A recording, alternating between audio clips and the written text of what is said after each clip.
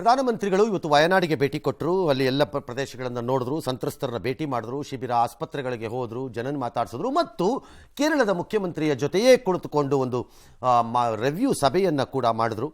ನಾನು ಎಲ್ಲ ತಕ್ಷಣದ ಪರಿಹಾರಗಳನ್ನೆಲ್ಲ ಕೊಡ್ತೀನಿ ಅಂತ ಭರವಸೆಯನ್ನು ಕೊಟ್ಟರು. ಕೇರಳ 2,000 ಕೋಟಿ ಕೊಡಬೇಕು ಪ್ಯಾಕೇಜ್ ಅಂತ ಕೇಳಿದ್ದಾರೆ. 2,000 ಕೋಟಿ ಎಲ್ಲ ಕೊಡಲ್ಲ, ಬಟ್ ನನ್ನ ಪ್ರಕಾರ ಇವತ್ತಿನ ಭೇಟಿಯ ನಂತರ ನೋಡಿದ್ರೆ ಒಂದಿಷ್ಟು ಬರುತ್ತೆ ಪ್ಯಾಕೇಜ್. ಇದರಲ್ಲಿ ಒಂದು ಪಾಠ ಇದೆ ಕರ್ನಾಟಕಕ್ಕೆ. ಏನು ಸರ್? ರಾಜಕೀಯ ಬೇರೆ.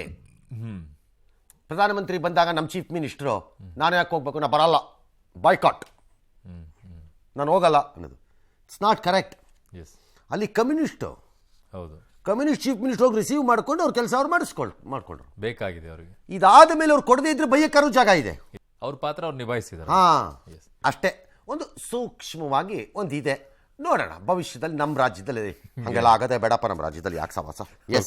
ಇನ್ನು ಪಶ್ಚಿಮ ಘಟ್ಟಗಳಲ್ಲಿ ಗುಡ್ಡ ಕುಸಿತ ನಿಲ್ಲೋಂಗೆ ಕಾಣಿಸ್ತಾ ಇಲ್ಲ. ಈಗ ಸಕಲೇಶ್ಪುರ ಬಾಳುಪೇಟೆ ನಡುವೆ ರೈಲ್ವೆ ಹಳಿ ಮೇಲೆ ತಡರಾತ್ರಿಗೆ ಮಣ್ಣು ಕುಸಿತು. ಹಾಗಾಗಿ ಒಂದು 5 ರೈಲುಗಳು ನಿಲ್ಲೋ ಪರಿಸ್ಥಿತಿ ಬಂತು. ಪ್ರಯಾಣಿಕರು ಪರದಾಡಿದ್ರು. ರೈಲ್ವೆ ಇಲಾಖೆನೇ ಅವ್ರಿಗೆ ಊಟ ತಿಂಡಿ ವ್ಯವಸ್ಥೆಯನ್ನ ಮಾಡಿದ್ರು. ಆದರೆ ಮಂಗಳೂರಿಗೆ ಹೋಗಬೇಕಾಗಿತ್ತಲ್ಲ, ಹಾಗಾಗಿ ಅವರವ್ರ ಬಸ್ಗಳನ್ನು ವ್ಯವಸ್ಥೆ ಮಾಡ್ಕೊಂಡು ಅವರು ಹೋದ್ರು, ರೈಲ್ವೆ ಇಲಾಖೆಯವರು ಮಾಡಿಕೊಟ್ರು. ಬಟ್ ಅದ್ರ ಮಧ್ಯದಲ್ಲಿ ಕಾರ್ಯಾಚರಣೆ ಮಾಡಬೇಕಾದ್ರೆ ಮತ್ತೆ ಗುಡ್ಡ ಕುಸಿತು. ಅದೃಷ್ಟವಶಾತ್ ಚಾಲಕ ಬಚಾವಾದರು. ಕೊಪ್ಪಳದ ಗುಂಡೂರು ಅಂಗನವಾಡಿನಲ್ಲಿ ಮಕ್ಕಳಿಗೆ ಮೊಟ್ಟೆ ಕೊಡೋ ಜಾಗದಲ್ಲಿ ಏನು ಮಾಡಿದ್ದಾರೆ, ಇದು ಬಂದಿರೋ ವಿಡಿಯೋ ನಾವು ಅಥೆಂಟಿಕೇಟ್ ಮಾಡೋಕ್ಕಾಗಲ್ಲ. ಈ ವಿಡಿಯೋದು ಉದ್ದೇಶ ಇದೆ ಅಂತ. ಆದರೆ ಈ ವಿಡಿಯೋ ಏನಾಗಿದೆ, ಅಲ್ಲಿ ಮಾಡಿರೋ ವಿಡಿಯೋ ಪ್ರಕಾರದಲ್ಲಿ ಆ ಅಂಗನವಾಡಿ ಕಾರ್ಯಕರ್ತೆಯರಾಗಿರೋ ಯಾರೋ ಲಕ್ಷ್ಮೀ ಶಹನಾಜ್ ಅನ್ನೋರು ಯಾರೋ ಅವರು ಮೊಟ್ಟೆಯನ್ನು ಮಕ್ಕಳ ತಟ್ಟೆಯಲ್ಲಿ ಇಡ್ತಾರೆ. ಅದಾದಮೇಲೆ ಅದನ್ನು ಮೊಬೈಲಲ್ಲಿ ತೆಗೀತಾರೆ. ಮೊಬೈಲಲ್ಲಿ ತೆಗೆದ ಮೇಲೆ ಅವರು ಮತ್ತೆ ಮೊಟ್ಟೆಯನ್ನೆಲ್ಲ ತೆಗೆದು ಪಾತ್ರೆಗೆ ಹಾಕೊಂಡು ಹೊರಟೋಗ್ತಾರೆ. ಇದು ಸುದ್ದಿ.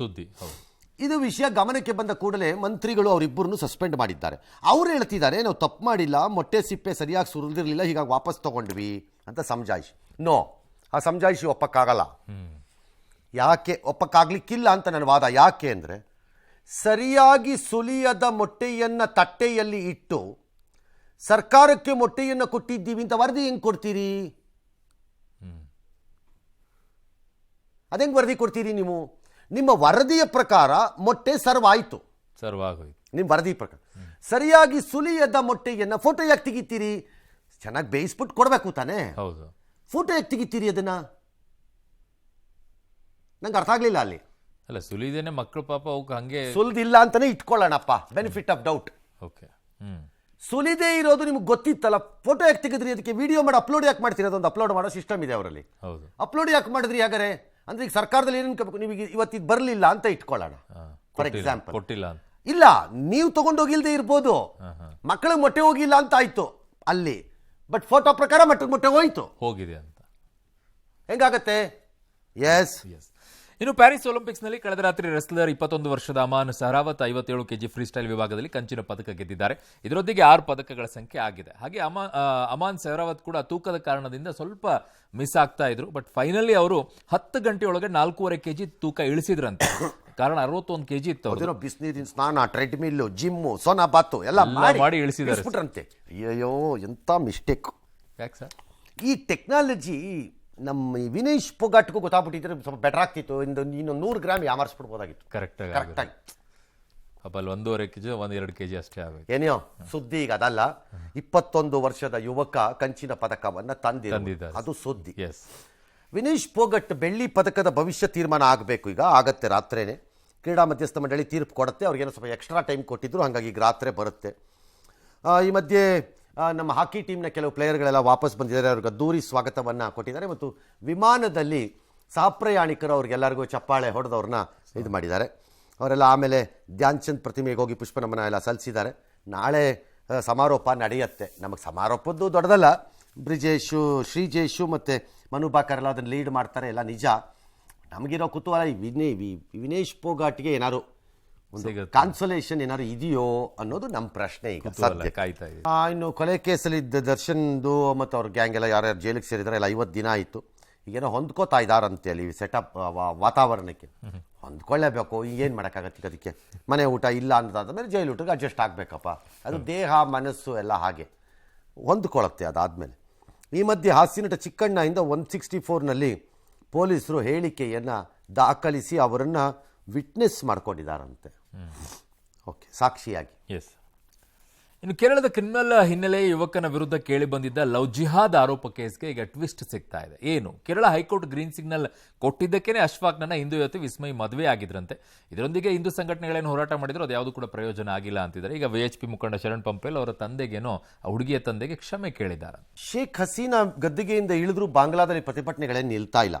ಸುಪ್ರೀಂ ಕೋರ್ಟ್ನ ನ್ಯಾಯಮೂರ್ತಿಗಳ ರಾಜೀನಾಮೆಗೆ ಒತ್ತಾಯಿಸಿ ಇವತ್ತಲ್ಲಿಯ ವಿದ್ಯಾರ್ಥಿಗಳು ಮತ್ತು ಇತರರು, ಬರೀ ವಿದ್ಯಾರ್ಥಿಗಳಿರಲಿಕ್ಕಿಲ್ಲ, ಅದು ಇತರರು ಸುಪ್ರೀಂ ಕೋರ್ಟ್ಗೆ ಮುತ್ತಿಗೆ ಹಾಕಿದ್ರು ಮತ್ತು 1 ಗಂಟೆಗಳ ಗಡವನ್ನು ಕೊಟ್ಟರು, ನೀವು ರಾಜೀನಾಮೆ ಕೊಟ್ಟು ಹೋಗಬೇಕು ಅಂತ. ಯಾಕಂದರೆ ಅವ್ರು ಹಸೀನಾ ಪರ ಅನ್ನೋ ಅಭಿಪ್ರಾಯ ಇವ್ರದ್ದು.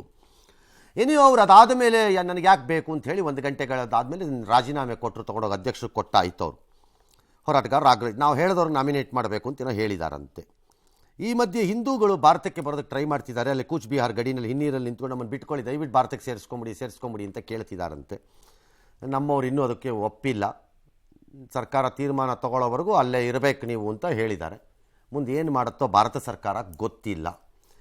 ಇನ್ನೊಂದು ಮನೆಯೆಲ್ಲ ರೈಲು ಬಿಟ್ಟಿದ್ರಲ್ಲ ಕೆಲವರೆಲ್ಲ, ಭಾರತದಲ್ಲೂ ಆಗಬಹುದು, ಅಲ್ಲೂ ಆಗಬಹುದು, ಇಲ್ಲೂ ಆಗಬಹುದು, ನೋಡ್ಕೊಳ್ಳಿ. ಈಗಲೂ ಕೋರ್ಟ್ ವ್ಯವಸ್ಥೆಗೂ ಹೇಗಾಗತ್ತೆ ಅಂತ. ಕೋರ್ಟಿಗೆ ಏನು ಪರಿಸ್ಥಿತಿ. ಇನ್ನು ಬ್ರೆಜಿಲ್ನಲ್ಲಿ ಭೀಕರ ವಿಮಾನ ದುರಂತ ಸಂಭವಿಸಿದೆ. ಸಾವೋ ಪೌಲೋದ ಜನವಸತಿ ಪ್ರದೇಶದಲ್ಲಿ ವೋಪಾಸ್ ಏರ್ಲೈನ್ಸ್ನ ವಿಮಾನ ಪತನವಾಗಿದೆ. ಅದರಲ್ಲಿದ್ದ ಎಲ್ಲ 61 ಮಂದಿ ಕೂಡ ಮೃತಪಟ್ಟಿದ್ದಾರೆ. ವಿಮಾನ ಪತನವಾಗುವ ವಿಡಿಯೋ ವೈರಲ್ ಆಗಿದೆ ಈಗ. ಆದರೆ ಅಡ್ರಿಯಾನೋ ಎಂಬಾತ ಮಾತ್ರ ಕೊನೆಯ ಕ್ಷಣದಲ್ಲಿ ವಿಮಾನ ಹತ್ತಕ್ಕಾಗಿರಲಿಲ್ಲ, ಹಾಗಾಗಿ ಜೀವ ಉಳ್ಕೊಂಡಿದ್ದಾರೆ ಅವರು. ಇನ್ನು ವಿಮಾನದ ಮೇಲೆ ಹಿಮ ಶೇಖರಣೆ ಆಗಿದ್ದ ದುರಂತಕ್ಕೆ ಕಾರಣ ಅಂತ ಹೇಳ್ತಾ ಇದ್ದಾರೆ. ಎಕ್ಸ್ಟ್ರೀಮ್ಲಿ ಆಶ್ಚರ್ಯ ಆಗ್ತಿದೆ. ಹಿಮ ಶೇಖರಣೆ ಆಗತ್ತೆ, ವಾಟ್ ಇಸ್ ಕಾಲ್ಡ್ ಐಸಿಂಗ್. ಇದರಲ್ಲಿ ಇದ್ದಾಗಲೇ ವಿಮಾನದ ರೆಕ್ಕೆಗಳು ಮತ್ತು ಇತರ ಭಾಗಗಳಲ್ಲಿ ಆಗತ್ತೆ. ಓಕೆ, ಬಟ್ ಅದು ಡಿ ಐಸಿಂಗ್ ಆಗಕ್ಕೆ ಈ ಬೋಯಿಂಗ್ಗಳು ಮತ್ತು ಏರ್ಬಸ್ ಅಲ್ಲಿ ವ್ಯವಸ್ಥೆ ಇದೆ. ಕರಗಕ್ಕೆ ಡಿ ಐಸ್ ಆಗತ್ತದು. ಓಕೆ, ಮತ್ತು ಟೇಕ್ ಆಫ್ ಟೈಮಲ್ಲಿ ಇದನ್ನು ನೋಡಬೇಕು. ಓಕೆ, ಐಸಿಂಗ್ ಅಥವಾ ಹಿಮದ ಜಾಗದಲ್ಲಿ ಹೋಗೋದು ಭಾಳ ರೇರ್ ಏನಲ್ಲ, ಅದು ಆಗತ್ತೆ. ಡಿ ಐಸಿಂಗ್ ಆಗಬೇಕದು, ಆ್ಯಕ್ಚುಲಿ ಗೊತ್ತಾಗಬೇಕಾಗಿತ್ತು ಅವ್ರಿಗೆ. ಮತ್ತು ಅಂತಹ ತಂತ್ರಜ್ಞಾನ ಬೋಯಿಂಗ್ ವಿಮಾನಗಳು, ಅಟ್ಲೀಸ್ಟ್ ಮುಂದುವರಿದ ಬೋಯಿಂಗ್ ವಿಮಾನಗಳು ಮತ್ತು ಏರ್ಬಸ್ಸಲ್ಲೆಲ್ಲ ಇದೆ. ಹೆಂಗಾಗಿದೆಯೋ ಗೊತ್ತಿಲ್ಲ, ನೋ ಐಡಿಯಾ. ಸ್ಯಾಂಡ್ಲ್ವುಡ್ ನಿರ್ದೇಶಕ ತರುಣ್ ಸುಧೀರ್ ಮತ್ತು ನಟಿ ಸೋನಲ್ ಮಾಂಟೇರೋ ಅವರ ಆರತಕ್ಷತೆ ಇವತ್ತು ಬೆಂಗಳೂರಿನಲ್ಲಿ ನಡೆದಿದೆ. ಪ್ರೀತಿಸಿ ಮದುವೆ ಆಗ್ತಿದ್ದಾರೆ. ಇಬ್ಬರಿಗೂ ಒಳ್ಳೆಯದಾಗಲಿ, ಚೆನ್ನಾಗಿರಲಿ ಅನ್ನೋದಷ್ಟೇ ಬೈಕೆ. ಎಲ್ಲ ಸಿನಿ ಪ್ರಪಂಚದವರು ಅಥವಾ ಬೇರೆಯವರು, ಅವ್ರ ಫ್ರೆಂಡ್ಸು ಎಲ್ಲ ಹೋಗೋರನ್ನ ವಿಶ್ ಮಾಡಿದ್ದಾರೆ.